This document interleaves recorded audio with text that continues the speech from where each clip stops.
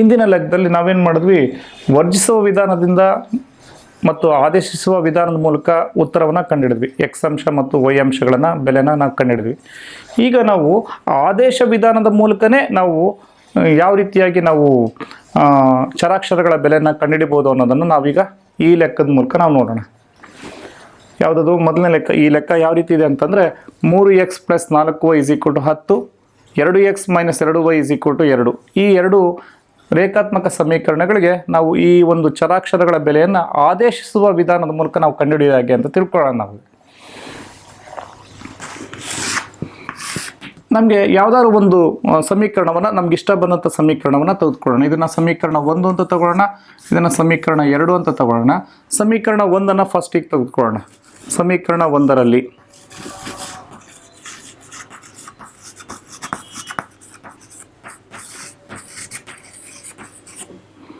3x + 4y = 10 ಅಂತ ಇದೆ. ಇದರಲ್ಲಿ 3x ನಮಗೆ ಯಾವುದಾದ್ರು ಒಂದು ಸಮೀಕರಣದ ಬೆಲೆಯನ್ನು ನಾವು ಒಂಟಿ ಮಾಡ್ಕೊಳ್ಳೋಣ. ಸೊ ಆಗೇನಾಗುತ್ತೆ, 10 - 4y ಆಗುತ್ತೆ.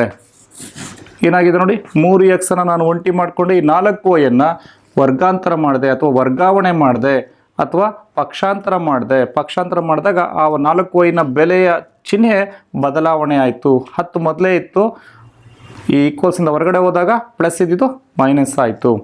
ದೇರ್ಫೋರ್ x = 10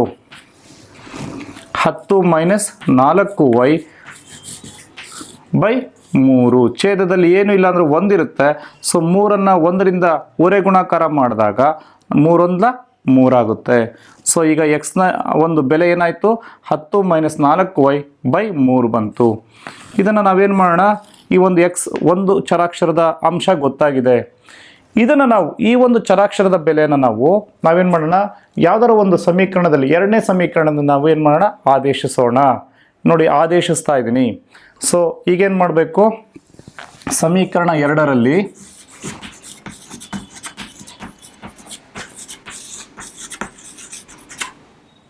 ಎಕ್ಸ್ನ ಬೆಲೆಯನ್ನು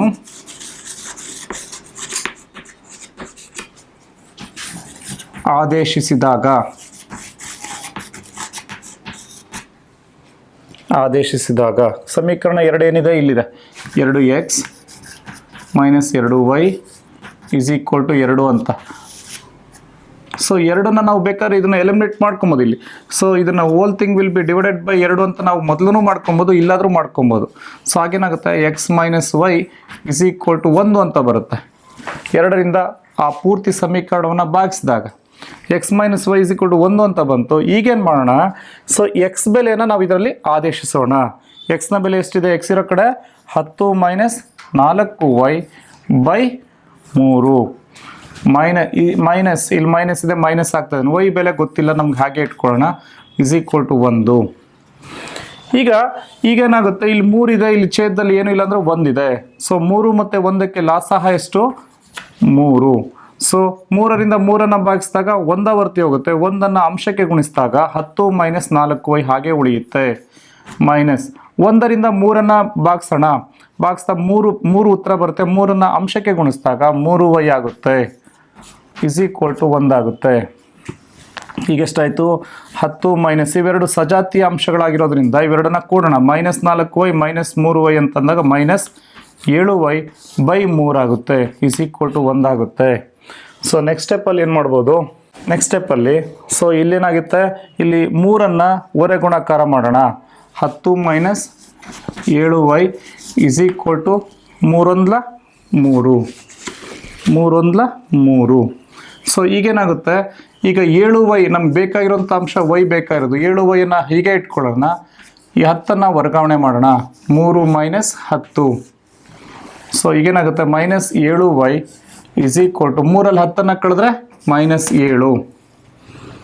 ಸೊ ಮೈನಸ್ಗೆ ಹೊರಟೋಗುತ್ತೆ. ಈಗ 7 y = therefore y = -7 / -7. ಸೊ ಏನಾಗುತ್ತೆ, 7 × 7 7 × 7 ಮೈನಸ್ಗೆ ಹೊರಟಾಯಿತು. y = 1. ಈಗ y = 1 ಅಂತ ಬೆಲೆ ಬಂತು. ಸೊ ಈ y = 1 ಬೆಲೆ ಬಂತು, ಒಂದು ಚರಾಕ್ಷರದ ಬೆಲೆನ ಕಂಡುಹಿಡಿದ್ವಿ. ಇನ್ನೊಂದು ಚರಾಕ್ಷರ ಹಾಗೆ ಉಳಿದಿದೆ, ಯಾವುದಾದ್ರು ಎಕ್ಸ್ನ ಬೆಲೆಯನ್ನು ನಾವು ಕಂಡುಹಿಡಿಬೇಕಾಗಿತ್ತು. ಸೊ ಈಗೇನು ಮಾಡೋಣ, ಆ ವೈನ ಬೆಲೆಯನ್ನು ನಾವು ಸಮೀಕರಣ 3ರಲ್ಲಿ ಆದೇಶಿಸ್ಕೊಂಡು ಎಕ್ಸ್ ಚರಾಕ್ಷರದ ಬೆಲೆಯನ್ನು ನಾವು ಕಂಡುಹಿಡಿಯೋಣ. ಸೊ ಈಗ ನೋಡಿ, ಈಗ ಸೊ y = 1 ಅಂತ ಬಂದಿದೆ. ಈಗ ಮೂರನೇ ಸಮೀಕರಣ ಇಲ್ಲಿ ಕಾಣ್ತಾ ಇದೆ ನಮಗೆ, ಮೂರನೇ ಸಮೀಕರಣ ಇಲ್ಲಿ ಕಾಣ್ತಾ ಇದೆ, x = 10 - 4y/3 ಅಂತ. ಅದನ್ನ ಇಲ್ಲಿ ಬರ್ಕೊಳ್ಳೋಣ, x = 10 - 4y/3 ಅಂತ.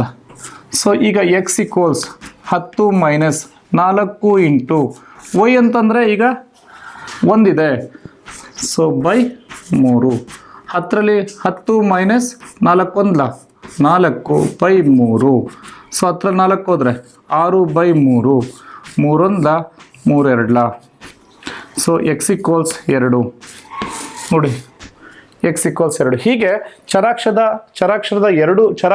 ಎರಡೂ ಬೆಲೆಗಳನ್ನು ನಾವು ಕಂಡುಹಿಡಿದ್ವಿ. ಚರಾಕ್ಷರಗಳ ಎಕ್ಸ್ ಚರಾಕ್ಷರ ಮತ್ತು y ಚರಾಕ್ಷರದ ಎರಡೂ ಬೆಲೆಗಳನ್ನು ಆದೇಶಿಸುವ ವಿಧಾನದ ಮೂಲಕ ನಾವು ಏನು ಮಾಡಿದ್ವಿ, ಈ ಸಮೀಕರಣಗಳನ್ನ ನಾವು ಕಂಡುಹಿಡಿದ್ವಿ.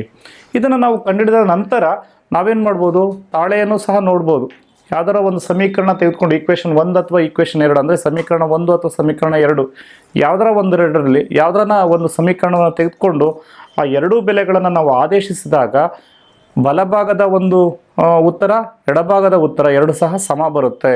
ಇದರಿಂದ ನಾವು ಮಾಡಿರೋಂಥ ಲೆಕ್ಕ ಸರಿ ಇದೆ ಅಂತ ಹೇಳ್ಬಿಟ್ಟು ನಾವು ನಿರ್ಧರಿಸಬಹುದು.